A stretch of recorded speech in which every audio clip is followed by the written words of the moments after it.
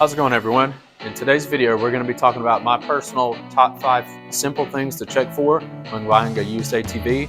In today's video, we have a 1999 Yamaha Grizzly 600 4x4. This one has seen its fair share of use and wear over the years, and these are simple things that anybody can check for before purchasing a used ATV. So let's hop into the video and we'll take a look at these simple items that you can check yourself. So the first thing that I want to take a look at, and these are in no particular order, but these again are all things that anybody can do that are simple and quick when you're there, whether it's on Marketplace or buying from someone that you know. But the first thing that we're going to do is we need to check our electrical system as far as making sure that everything powers up and everything lights up like it should. So once you turn your key on, you want to go ahead and check for a neutral light. And if you have a gear selector or a reverse, you want to make sure that you have a reverse light as well. Also, you want to go ahead and check your headlights, make sure that your high and lows work.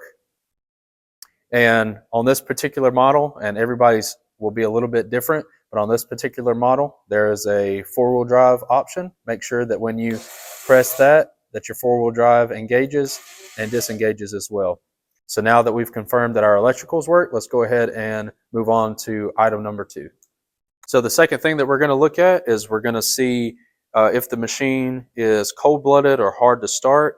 A lot of these older machines, they are cold-blooded, especially if they haven't gotten a carb rebuild recently, which your carburetor is right here if you're unfamiliar with it. Not a huge deal, but something to keep in mind if you don't know how to work on these, or if that's additional costs that you want to factor into getting that repaired.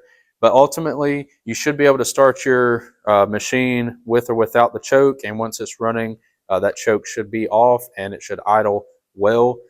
If not, that is something to take into consideration before purchasing. And I'll show you what I'm talking about. We'll go ahead and fire this one up. So this one, I know the carb has been cleaned and rebuilt recently, so it doesn't need the choke, but we'll fire it up now. And once it's on and running, it should idle, should not cut off. You shouldn't have any issues there. Moving on to item 3, once you have the machine on and running, you want to come around to the back here and you're going to want to look at your exhaust. If you see any kind of smoke coming out of the exhaust, that could be a red flag. Not all smoke out the exhaust is necessarily a bad thing. If it's been sitting outside or there's any kind of water condensation in the pipe here, when you first turn it on and start and it's warming up, there could be some residual condensation being burned off. But other than that, if you see any white puffy smoke, any black smoke, any smoke when you're giving it throttle or when you're riding, that could mean that there is an issue with the engine itself or potential carburetor issues. So definitely something to keep in mind if you don't want a big repair bill in the near future. The fourth item that I want to discuss, and it may seem very simple to some people, but is often overlooked, is your brakes. You want to make sure that all of your brakes, if there is hand brakes on both sides, you want to make sure that works. You want to make sure your park brake works, which this one does have a park brake. Not all models do. And then foot brake as well. You want to confirm that all your brakes do work. Again, not a huge deal, but something that you will need when riding and will have to be repaired before you do attempt to ride a machine like this. And moving on to my 5th and final thing to check for. This is one thing that has burned me in the past that I haven't paid attention to, and without the right tools can be a pain to fix or get repaired.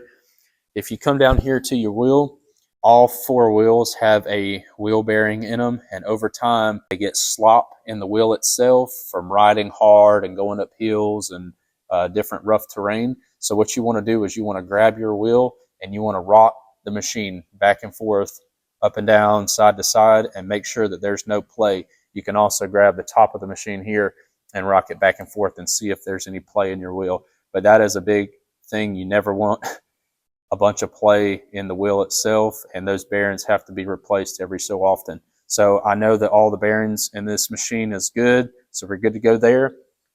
All right, guys, that's going to wrap it up for this video. I appreciate you guys watching. This, again, has been my personal experience when buying these machines. There are plenty more things that you can check for, but these are just simple things that you can check for on the go when you're there with a seller, if you're in the market for something. Again, if you have any comments regarding this video, or if you have any other things that you've seen over the years, make sure to drop that down below.